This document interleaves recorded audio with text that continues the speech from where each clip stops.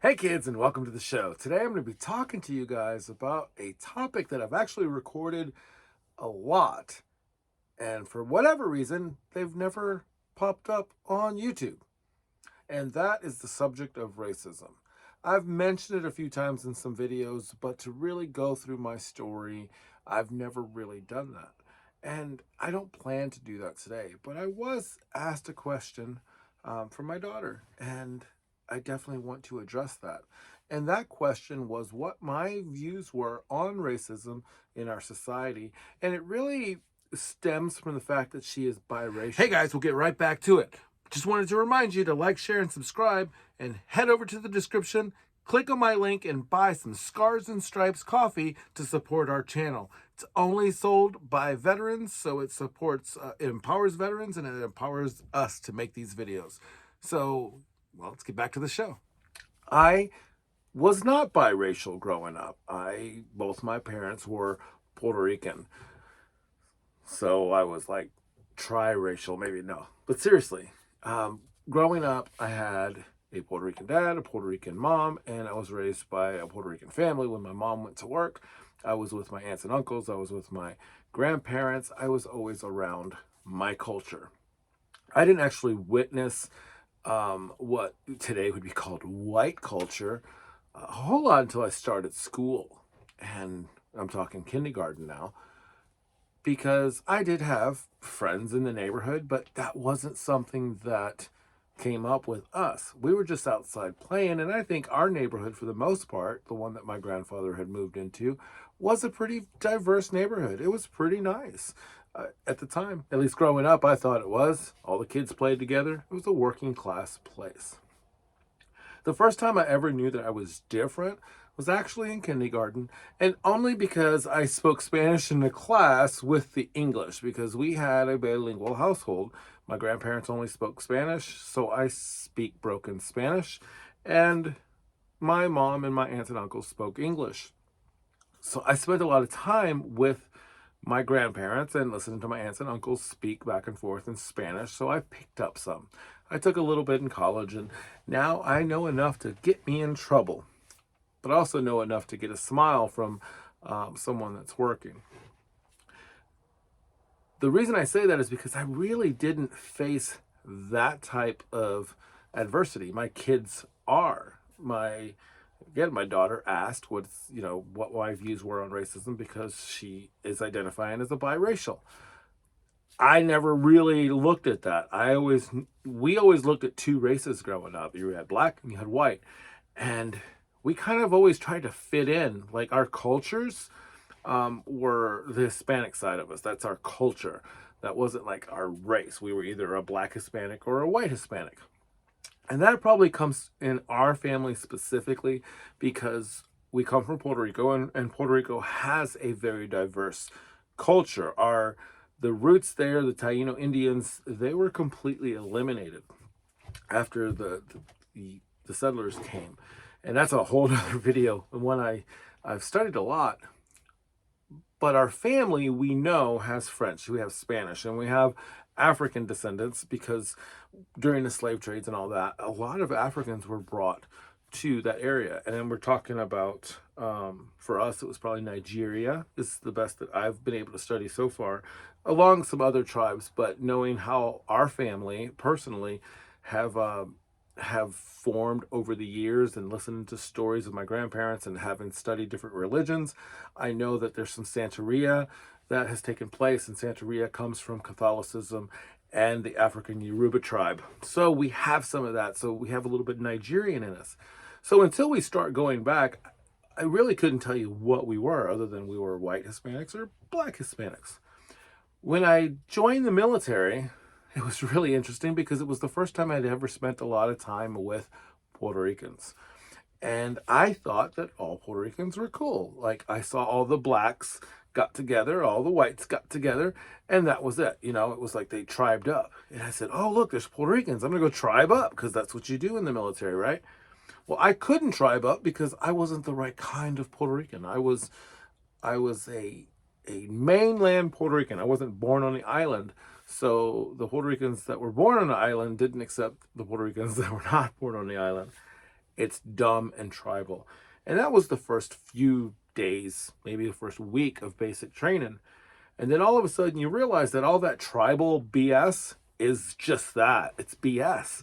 Because you go from being black and brown and red and green and yellow and all that stuff, and you go to being green. At least in the Army, we were green. As a matter of fact, back of my chair, it's one of my old uniforms. I was a jungle wearing guy. We wore green. And I think back on the soldiers and the friends that I know, and it was always their idiocracy that I remembered, or their faithfulness. It was never their skin color. And it's kind of funny because I've actually thought back, and I was telling a story the other day about a friend of mine from the military, and I forgot his race. It was kind of weird just for a moment, and I had to think about it. And it wasn't that hard to recognize, but the stories that we're telling were so, like, just, he was a goofy dude, and I love the guy, and I don't want to say his name because he may still be alive, but let's just say this sergeant, he wasn't the brightest bulb in the box, but he gave me some great stories, and he was a great guy. And yeah, the thing is, he was one of those guys that wasn't accepted anywhere. He didn't fit in with his own tribe, and he didn't want to be in any other tribes. And the funny thing is, in the military, it's kind of easy to fit in because everybody wears the same thing. Everybody goes to the same job. Even if you are not a social butterfly, you can go to work, you can come home, you go to sleep, and you're done.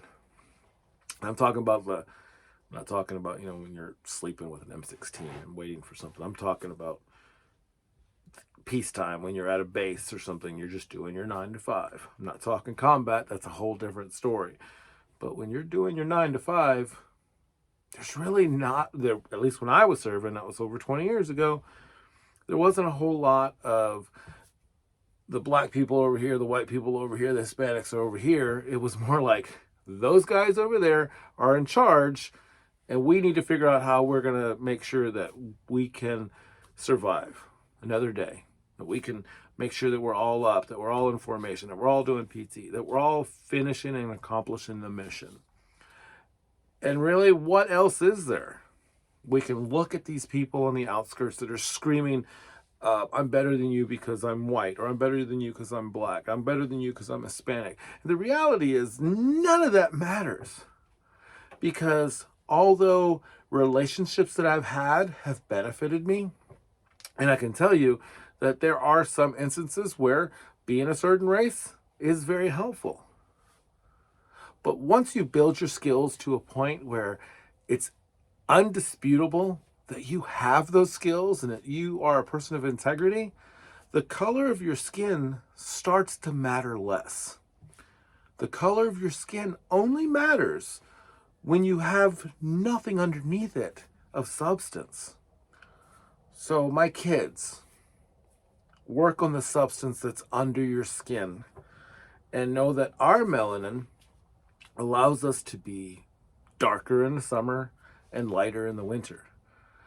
So we are this chameleon, we are this bipolar tribe race. That's what a Puerto Rican is. Sometimes we fit in with this crowd, and sometimes we fit in with that crowd. We never quite fit in anywhere, even among our own people.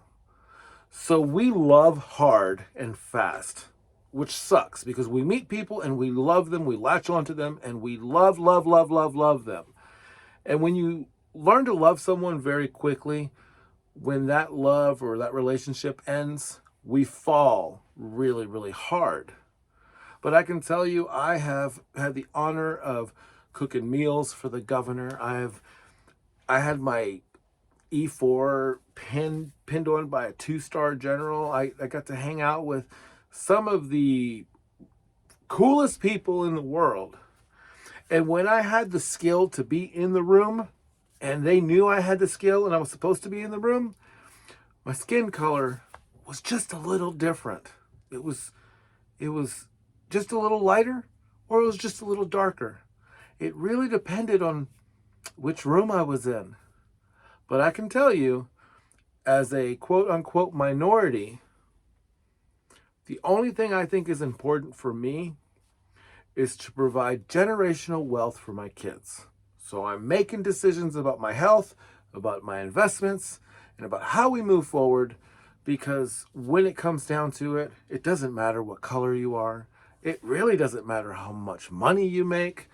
What matters is that you are contributing to society in a positive way. And maybe that's through the arts, maybe that's through the sciences, or maybe that's through just talking to a camera.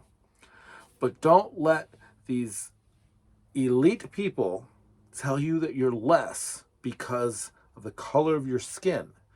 Because they believe it doesn't mean you have to. Until next time, work hard, be kind, and have fun.